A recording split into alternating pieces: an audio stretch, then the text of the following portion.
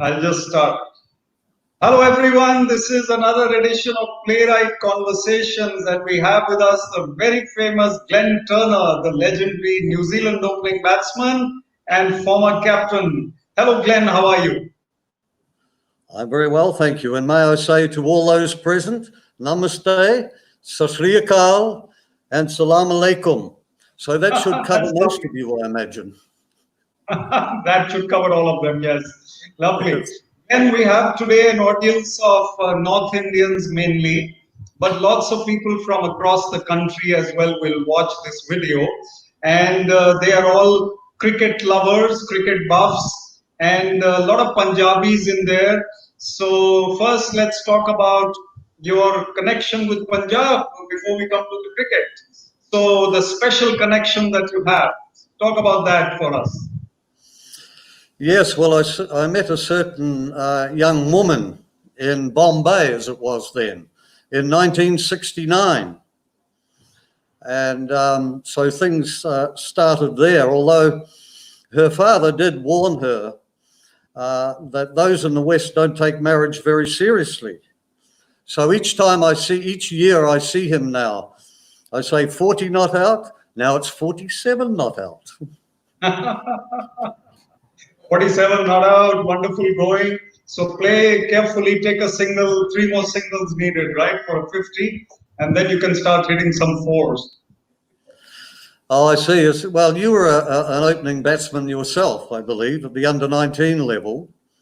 And that's right. So you would know about these things. But I suppose it's fair to say that if you really want to be successful, when you get in, you need to stay in and get big hundreds, not small hundreds. And I think that when it comes to averages, makes the difference. Absolutely. And I believe your father-in-law is now 97 years old. Good luck to him and prayers for him. Well, yes, he is. And he, of course, still lives in Chandigarh. And he was a squadron leader in the Indian Air Force and then went on to Air India. So he's managed to get out to see us a number of years running, although he hasn't quite managed it in the last couple. But yeah, he's still relatively well, and he's still got his marbles, as you might say. So he's still a very intelligent man, and that's great. Excellent. So Glenn, let's go back to your early days when you were born in Dunedin and you grew up, and then your school cricket and how you became a cricketer. Tell us about that part of your life. Yes, well, I suppose I picked up a bat like many did in New Zealand and cricketing countries as soon as I was big enough to be able to hold one. But I was rather fortunate to get some good coaching early on. And I think that makes an enormous difference, particularly if you want to develop sound defensive techniques from which you can build. And one of my early coaches was a fellow called Langford Smith, who captained Otago at the time, and he was an all-rounder. And then that was followed by Bert Sutcliffe, which I think many people in India would know that name if you're old enough. And yes. He was a very fine player. And although he hadn't done a lot of coaching, the fact that he was there was quite inspiring. And then following him was Billy Abdullah, Khalid Ibadullah, I think, in this part of the world is the way you would pronounce his name. But he came as coach to Dunedin, and I spent a couple of years at secondary school when he was in Dunedin, and he was prepared to get up at 6:30 in the morning and go down to the nets with a small group of us, and spent a lot of time coaching me at that point. And I think that's where I got the basis of the ability to occupy the crease. Right, and you did very well. You started playing for Worcestershire and you started playing for your state. And very soon you broke into the New Zealand team and played your first test match in 1969. Tell us your memories from your first test match. Yes, well, I'm very pleased that you raised that. And I think I know why. Because I scored a very impressive naught. I say it was impressive because it took me 35 minutes and I was caught sober's bowled Hall. And I think I was Wes Hall's last test wicket because he broke down shortly after that on the tour of New Zealand. So yes, it was very memorable. Baptism by fire, if you might say so. And Well, yes, but one of the things that I heard at the time, I think that was supposed to appease my failure, was that Sir Leonard Hutton, got naught in his first innings, so all was not lost. Gundappa Vishnath, our favorite Indian, he got a naught in the first innings and he got 135 in the second innings. So we grew up learning about him as well. So, and you didn't do too badly after your naught. You got a wonderful batting average of 45 at the end of your career. But we'll talk about that a little later. Tell us about your days with county cricket and Worcestershire, and how did you play so magnificently well over the years, scoring 100 after 100? I think you were an expert at playing the swinging ball. You could score runs in April when nobody else could see the ball. What was so special about your technique? Yes, well, Billy Abdullah, he got me trials with Warwickshire to begin with, because that's who he was playing for at the time. And when I went over there, they had already signed their second overseas player. You're only allowed 2 overseas players at that time, and in fact, they're down to 1 now. But they just signed the second player, a fellow called Owen Williams. Rowan Canhigh was already their first overseas player. And so they kindly arranged trials for me at Worcestershire, Surrey, and I think it was Lancashire. But I started down at Worcester, and after a couple of days nets there, they decided to offer me a contract. And because it was just down the motorway from Birmingham, where I was living with Billy at the time, and it was quite handy, and Worcester's a beautiful ground, so I graciously accepted their offer. As far as playing swing bowling and that, well, I don't know. I was brought up in southern New Zealand, where self-praise is considered to be no recommendation.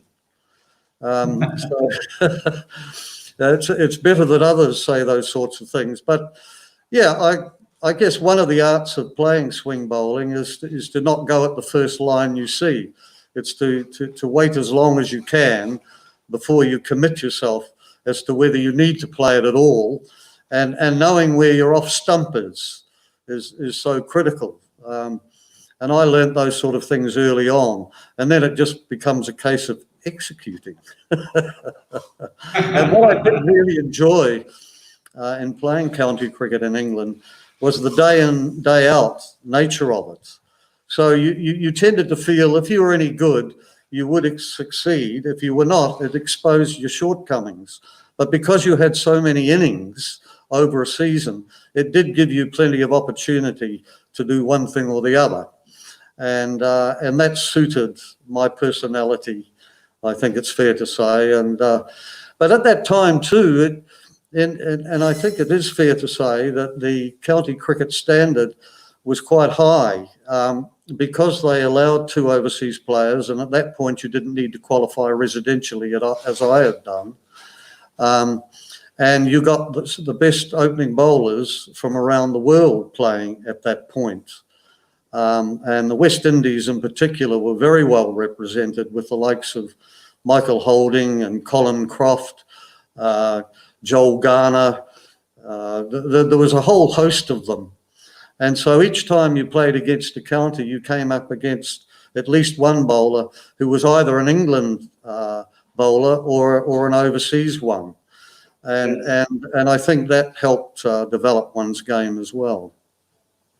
Yes, Glenn. In fact, this part about playing the new ball, and an opening batsman is obviously up against it for a few overs. And Sunil Gavaskar also said, give the bowler his due for the first few overs, or maybe the first hour, and then you can go on and score tons of runs. don't be too ambitious. But do you believe in that philosophy? Were you the sort to just let it go, let it kind of just a few slicks, but survive the first hour? Well, I think the most vulnerable period of any batsman time at the crease is those first few deliveries, and because you're not necessarily judging the pace of the pitch, your hand-eye coordination isn't as sharp as it becomes after a period of time. I found playing day in and day out, it was you probably didn't need, as Sonny mentioned, as much as an hour to get yourself going. But because we're human, some days, we latched on to things more quickly than others. And of course, you're responding to the opposition as to what they're bowling at you. But I found in Sunday league matches, which were played over 40 overs, that if we won the toss or if we were batting first, I would try and have a net very close to the time that I needed to go out and open the batting, so that I still had a bead of sweat on my brow, and I had those first few balls under my belt. And because it was only 40 overs, if the ball was in the right place, the first few balls that were bowled, you could find the boundary. And right. So that's another reason why I think county cricket suited me. I think you did very, very, very well. You scored 1,000 runs 7 times for Worcestershire and also for New Zealand while touring in that. In fact, you scored 1,000 runs before May and was one of the only 4 cricketers, including Bradman and Richards. Talk about that year and how you were in such supreme form. Yes, well, even in those days, and it's more so today, I think, with the programs that they're preparing with so much limited overs stuff. It means that if you're playing for a county, it becomes more and more difficult to be able to get 1,000 runs before the end of May. You're not playing enough first-class cricket. Right. And so I was touring with New Zealand at the time, and I did get enough innings in. And of course, one of the other reasons why people don't do it too often is in May, the weather isn't normally at its best. It's very early in spring, and so the pitches can be doing a bit more, or you can lose time through inclement weather. Of course, nowadays, to get, say, 100 hundreds, they have to be first class, and to get 1,000 runs before the end of May, they have to be in first class cricket. Where I've noticed, because of so much limited over stuff now, they count all hundreds. So it's in the future, it's probably there are less opportunities for current players to get 100 first class centuries. I suppose I should have mentioned that I was playing against Northamptonshire in that final innings before I got to the 1,000 runs before the end. I needed 70 odd, I think, and Bishan Singh Bedi was bowling to me. And so it did pass through my mind is that... yes, Glenn, and in fact, in England now, batting has become a little easier, I find, with June, July and August, and September also they keep playing. I know that the season has been extended. It has become a batsman's game much more than before, perhaps. And we see bats which are very much better than the quality of bats that you played with in the 1970s. These bats can take the ball over the boundary a little more easily. Do you think you would have scored more sixes had you played with these bats? Well, it's an interesting subject, that. I'm not totally convinced that bats have improved that much. Mostly batsmen now are using heavier bats. I think I had one of the heaviest bats going around the circuit at the time when I was playing. I relied on thick outside edges so that if you mishit the ball, it would clear the inner ring. But I think what's changed, which is more significant, is that with 2020 cricket in particular, and even more limited overs, you were forced now to play more aggressively.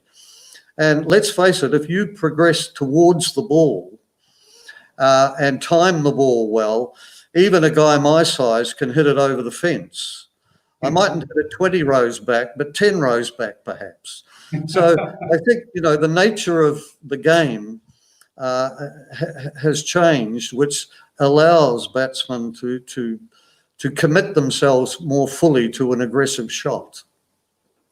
Yes, and you also changed yourself from being a little defensive in your initial career to being a very attacking opening batsman in the later part of your career. You will score ferociously fast. You had a couple of 150s in one days, including in the World Cup, and you could hit boundary after boundary. So, was it a conscious effort to become more attacking when the one day game came, or did you just evolve into more being a stroke player? It was a combination of factors, which most things are. At the start, I was a 17-year-old when I made my debut in first-class cricket. And I remember the first game was against Canterbury, and New Zealand's fast bowler at the time, Dick Motts, was in the opposition. And I thought that if I could stay at the crease, that I was doing a decent job. And so my whole game was around defence because I thought they were supposed to be better than me. And Otago wasn't particularly strong at the time. So taking time over batting, just occupying the crease, was still making a contribution team-wise. And that was rather fortunate, I guess, for my development at that time. And then as time marched on, as you grow in confidence and you play more often, you think, well, hang on a minute, I can do better than this, and I need to do better than this. And I remember Tom Graveney making a comment that after I played a 40-over match against, I think it was Essex, away from home, I started to play a lot more shots because the situation forced that. And when I found out that I was better than I thought I was, then it meant that I could progress my game. And when you play first-class cricket for about 19 seasons, as I did, and you start to get to your middle, 30s, and you played nearly 500 first-class games, etc., you need to start. You start to think, well, there has to be more here. I have to enjoy the way that I play more. And I have to try and get our sides into a better position more quickly. And so I became, if you like, more impatient. And where I was accused of being a blocker in my early days, I went 180 degrees where I got accused of giving it away too often, or being too flamboyant. So anyway, when I got to the age of 35, I thought, I've got enough hundreds and enough noughts. Do I need to get any more? Right, you are. In fact, you also were one to play the long innings. It was fantastic to see that you even played a 200 deliveries in a one-day match. Also, carrying the bat a couple of times for New Zealand, it must require a lot of concentration. So any young player watching this, what is your tip in terms of playing a long innings and concentrating for long periods? Yes, I only got the tail end of that. You were just breaking up a little, I'm sorry. But you wanted to know how I managed to get big, like double hundreds and carry on. Concentration. I think it's interesting in that most sports psychologists and so on would say that you need to think positively to be successful in what you're doing, and don't look at the negative, and that will give you more confidence. But in my case, I reminded myself, for example, when I got to 100, that I might get naught tomorrow. Or I might have got a low score the game before. And therefore one was encouraged to make hay while the sun shone. And it's a question of driving yourself on to do better than just okay. And although, you might be tiring a bit and you get sore feet and the sprigs, you're feeling them and so on. those to me were welcome pains. It meant that you were being successful. So why should you complain about that? Absolutely. Glenn, we have a few people who know you a little bit. There's somebody called Mr. Sushil Kapoor, who's with Punjab Cricket Association. And he met you or he saw you play in 1969 at the Brabant Stadium in Bombay on your first visit to India. And you got a 50 against combined universities. And Sunil Gavaskar was playing for the university team. Any memory of that match? Oh, yes, I do remember it well.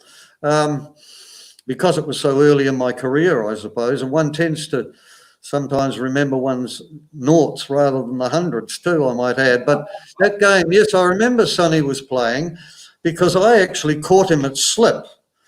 He went to play a cut and I anticipated and moved wide. And so he may have thought that the shot was safe, but unfortunately it ended up safely in my hands. So that was, yes, I remember that more than my 50 actually.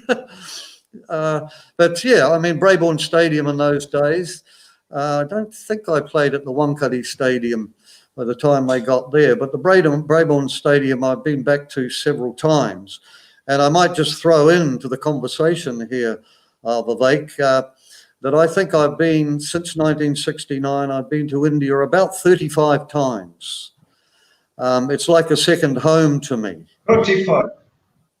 Yes, and it's obviously not always been for cricket. Sometimes it's been for commentating. The fact, of course, that my wife came from here and my in-laws live here, and she takes or was taking tours to India. Sometimes I went on tour with her. And that's why those numbers mounted up to round about 35 times. So you'd think I'd be fluent in the language by now, wouldn't you? But I'm still working on it. Speaking of the language, maybe you can tell us one Punjabi word that you know. Maybe one Punjabi word. Actually, I'm not too bad at the table, I suppose, in knowing some of the foods and whatnot. You know, kum matar and gobi and what else could we think of? Yeah, I mean, chawal. We always got to have some chawal with it. Yes. Chawal, yes. Jaldi karo. Okay. Jaldi karo. Or yes, jaldi was often used when our bus driver was driving us around the place, and that was not a good encouragement, believe me. Right. Glenn, I want to also ask you about New Zealand cricket, how it was before you came, how it was during your time, and what is it like now? Not a micro picture, but a macro level assessment of New Zealand cricket. Yeah, well, when I started, I suppose I was the first, when I say real pro, playing 12 months of the year. There were other New Zealanders who had been to England playing in the leagues, and there were a couple playing in county cricket, but those two playing in county cricket didn't return to New Zealand to play. And one of the main reasons for that was that, you know, you had to travel by sea, basically, when they were playing, and that meant 32 days on the water, just one way. And so they decided to develop their lives back in England. So yes, I was the early one, but remembering that in those days, you didn't get paid anything, not even expenses, playing provincial cricket in New Zealand. And the only place I could make a living at all out of playing and play enough cricket to satisfy my lust for the game was to go to England. And even in those days, I think when I first started, it was something like £350 for a season. It ended up in 1982 when I finished in England at about £10,500. So you weren't making a fortune. And then going back to New Zealand, They really, our chairman in particular at the time and our board were very keen to retain the amateur ethos of the game in New Zealand, and they saw playing for money as playing for the dirty dollar. And so one had difficulties convincing them of otherwise. So those days were a little bit tough, and at one stage I actually withdrew my services and took on a bit of television work, which went down like a lead balloon, of course. And that was one of the reasons why I probably only ended up playing 41 tests, along with the fact that the international program was there weren't as many games in those days as there is today. So yes, and then as time progressed, I remember captaining the side to Pakistan. Yeah, that was I think it was about 1976, something like that. And yes, and I was going to be the lowest paid because at that stage, we got round to about $7.50 expenses a day. And I, being the only professional in the side, a number of our players whose livelihoods were involved with government or teaching and so on got leave on half pay. And we had a fellow who lived in my area who they put on a special function for, and he made a couple of $1,000. And here I was as captain expecting to go there for $7.50 a day. So, yeah, it was took a bit of convincing. Today, of course, things have changed markedly. And if I can go back a step, when I first started playing, because there was no money in it, there was no entitlement there. You were just tended to be grateful for just being able to play. Whereas I think greed and entitlement tends to have taken over more today. But who knows, if I'd been brought up in this society, then I may have been thinking similarly to the current lot. But when you know how to compare it and what things were like previously, then you find that things have gone down a path which I think are too extreme. Right. So, Glenn, what do you think about Kane Williamson, and what do you think about the current New Zealand side? How good are they? Well, we've got more good players than we've had for a while. I think we've had a few for some time now. We're very competitive with the new ball. You know, we've got 2 or 3 world-class batsmen. I think we field well. So we're really competitive, and that's really good to see. Williamson. Right, and if you want me to talk a little bit about Williamson, I think he's done more than just swing a bat for New Zealand. I think that he has some humility. I think he's a gentleman in defeat. He's got a bit about him, and he plays the game in a way which I think the game should be played. He's made a difference as far as reputation of the side has gone, and I think that's important. Yes, absolutely. We agree with you, Glenn. What about your days against the Indian spinners? Let's go back to playing against India, the brilliant spinners.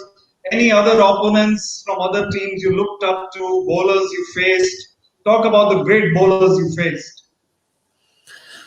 Well, back in the 70s, playing in India, we generally toured before the main event, which was either England or Australia, it seemed. And so we were sort of dabbling with the monsoons in September,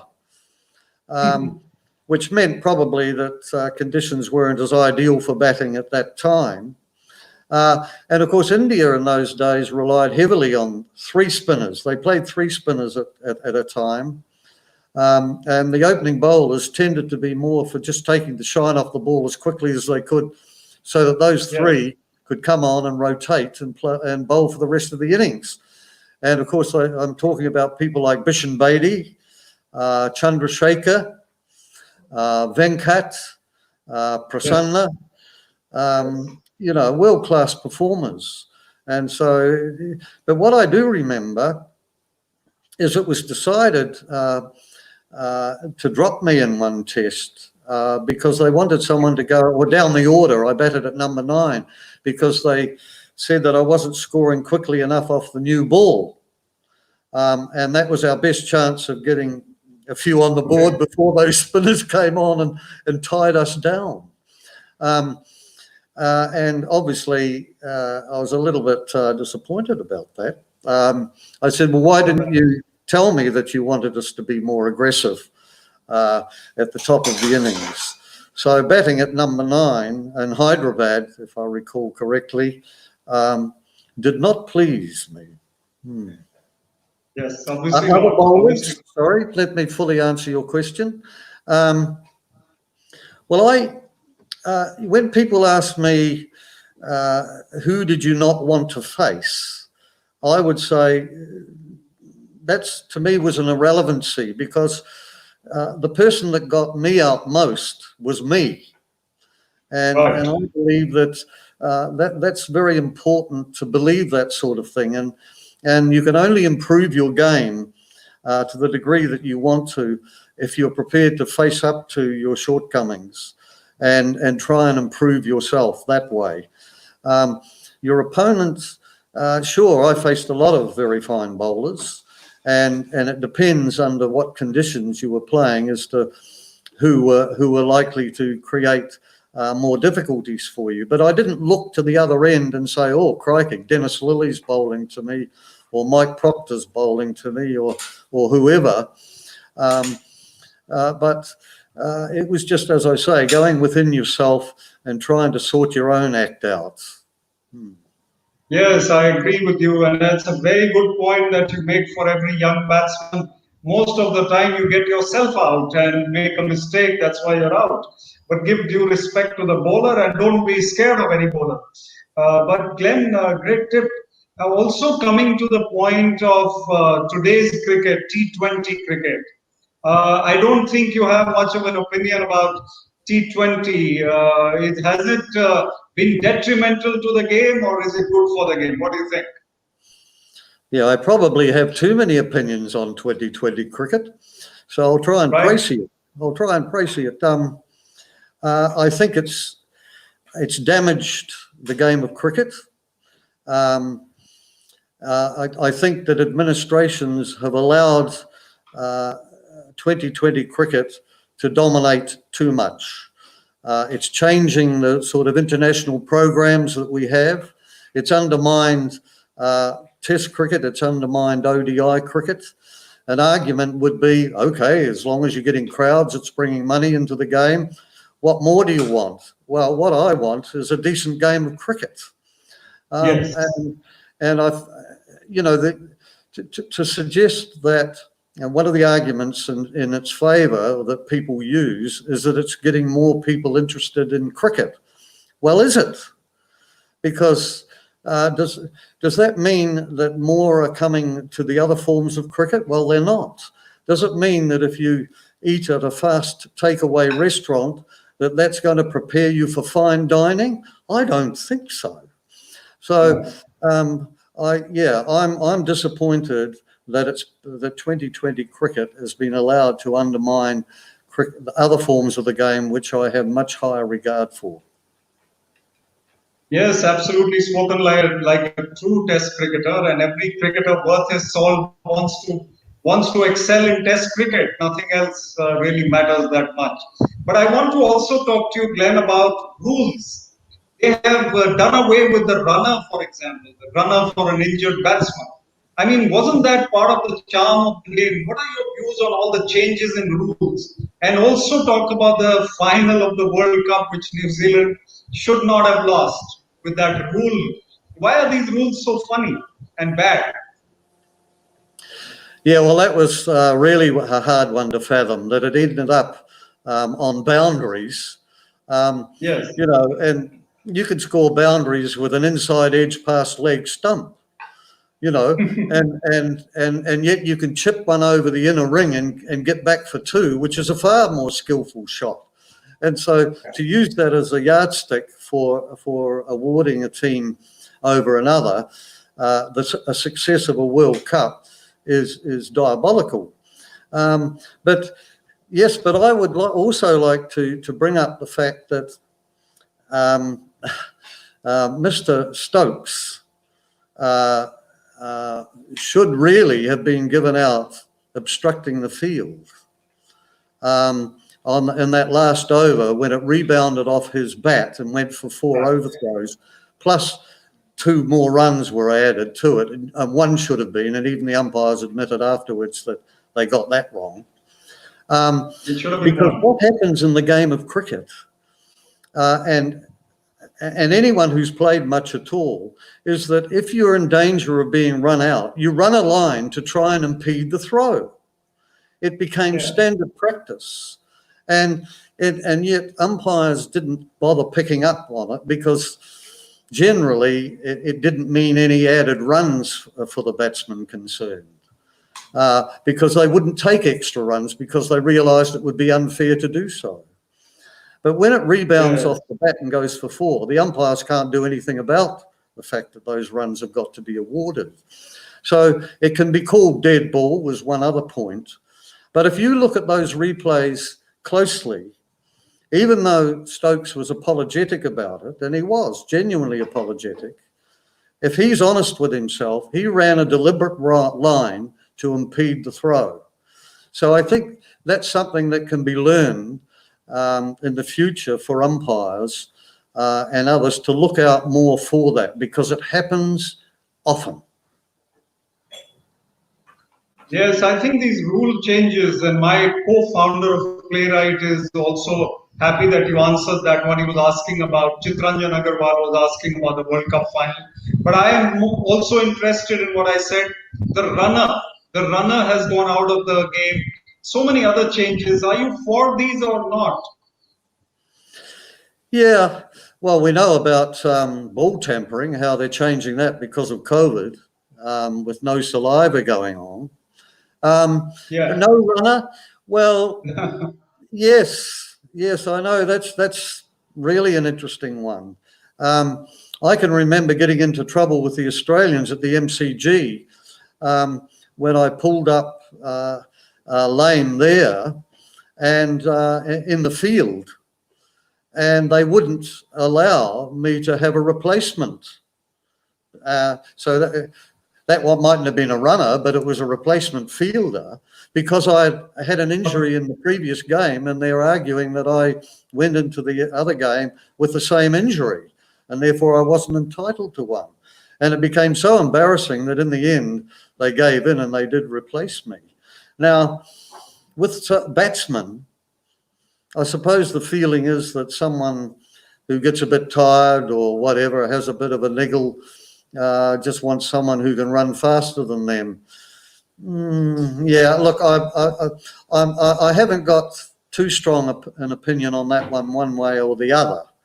But what I have noticed, and I would like to raise, since you've talking on this sort of subject, is that they're going back to what they call allowing bombing. They call it bombing these days, bowling very short, continuously at batsmen.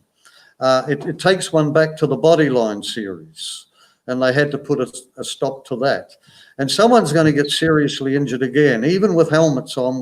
We've seen Hughes, who died through even wearing a helmet and getting hit on the head. And there's enough laws in the game to prevent intimidation, which is continuous like that. And yet they're saying it's got to be head high or above before it's counted as one for the over. Well, to me, that's ridiculous. Does that mean that a bowler can come up and bowl 6 out of 6 at your throat? Where does the game go to from there? Because it means that you don't get your cover drives, you don't get a fuller range of shots. It would become an awful game to watch if that was the case. Sure, if a batsman's taking advantage of a bowler pitching it up too much or something, or he's charging him, you can let him have 1 or 2. to sit him back on his haunches and get him thinking twice about it and so on. But yes, I think just fairly recently, they've been too slack on bouncers. Right, right. No, well said, Glenn. We have a friend from TV journalism who knows you. He interviewed you once. His name is Atit Sharma for NDTV. Sorry, for Aaj Tak. And he interviewed you when he made you wear a Punjabi kind of lungi, he said, for TV. I don't know whether that was true. Sorry, But he made me also aware said of what? a lungi. Oh, lungi. Oh, Did you wear yes. that on Well, TV? I've got several lungi, which I wear around the house here. But I Okay. also wear kurta pajama. And I'm even game enough to wear that downtown.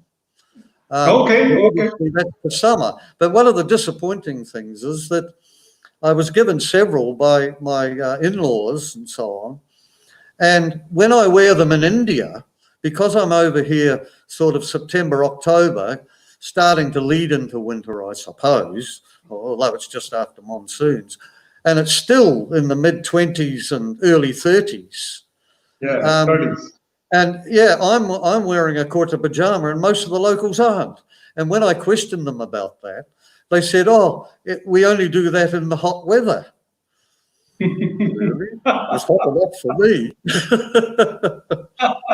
I noticed in Pakistan they wear kurta pajama. They wear them more. Yeah. North India is more, aping the West. We wear a lot of Western clothes, and the Pakistanis are still, wearing their traditional clothes a little more. But Atit Sharma is asking you a live question. He's asking about Chris Cairns. He said you called him a brat once. Are there brats in cricket, you think? I called him what? A brat? A brat. Oh, Did brat. you? Yeah. Well, I certainly didn't call him that when I was coach at the time, but he had his difficulties, and I mean, he was the sort of player who said, "If you keep me happy, I'll play better, and that will be better for the team." And I said, so you only bowl from the end you want to bowl at, and you only bat in the order that you want to bat in. It's sort of, if it doesn't work for the team, then I'm afraid that's not possible. He had some difficulties with those sorts of things, but I don't really wish to talk him down too much. Let's move on. Let's move on. Absolutely. So let's also talk about ma'am and Mrs. Turner, and she's been in politics. You didn't have any interest in politics, I take it. Any views on politics and her entry into politics? Politics? Well, I mean, one in the family is quite sufficient. Thank you very much. Suki was mayor for 3 terms, which was 9 years. I was the keeper, the main cook. I won't say, let's just say cook, and chief bottle washer for 6 of those years. Right. I suppose she was getting even with the fact that I was away playing cricket for many years so often and left her to bring up the kids. Politics. Yes, well, she had a good stint in Dunedin, my old hometown, and a very conservative, known as a very conservative Scotch settlement, going way back to the 1850s, and they end up with an Indian mayor. So that showed something. And after Suki, there was a Chinese mayor. So Dunedin isn't as conservative as we might have thought.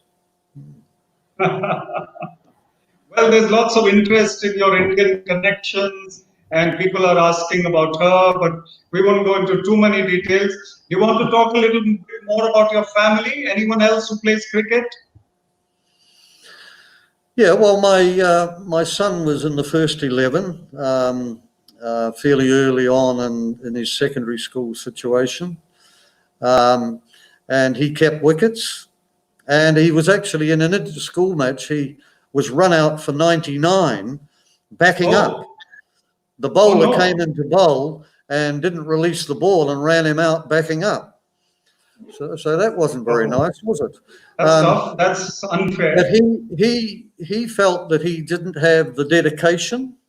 And although he enjoys playing socially, he's now 39, and yeah, he's a good all-round sport. He can play decent golf, and so he has picked up some of the hand-eye coordination.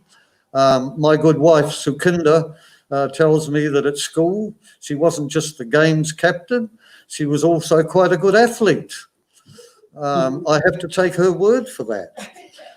Hand-eye coordination. I haven't tested her too much on that score. My daughter was into the arts more, and although she was quite a good runner, she didn't play a lot of sports. My grandchild, she's now 14. She's quite enthusiastic with her netball and so on, but she's also quite academic. So yeah, my brother, or both brothers, of course. Yes, I almost forgot about them. Yeah, My the older sportsman, brother, yes. my older brother Brian played hockey for New Zealand, and he was poet laureate, so he was in the arts as well. And he's one of the few in New Yes. Zealand, I think, that sort of combines more with the art world. Whereas I found in England, the arts people and sports people combined more than they do in New Zealand. And in fact, they had a showbiz team in England that played cricket. And I played against them in benefit games and so on. So it was quite different then. And then my younger brother, who was an autumn Right. leaf, yes, Greg, he came along 16 years later. And he played golf for New Zealand, and he played regularly on the European circuit. He won 13 tournaments, professional tournaments, and he played not the Ryder Club, it's the President's Cup, I think they call it, when the rest of the world, other than those in Europe, play against the US. So he played a sport where he's the rich one in the family. Never mind. Very good, Greg. Glenn, yes, golf is a rich game. So we are now at the end of our time for this interview. I'm enjoying it so much we could go on forever. And we did discuss batting for 5 days, but 2 days would also have done, as I said. You can score double centuries or triple centuries. And but any closing remarks for Punjab and Chandigarh? Anything you want to say to people out here? Yes, well, I enjoy coming to Chandigarh. I suppose I've been to the garden that you have there, the rock garden, a few times, know it Yes, well, yes, yes.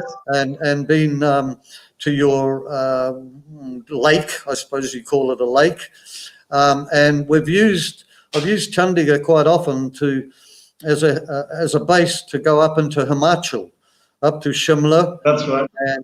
and up into the Kulu Valley.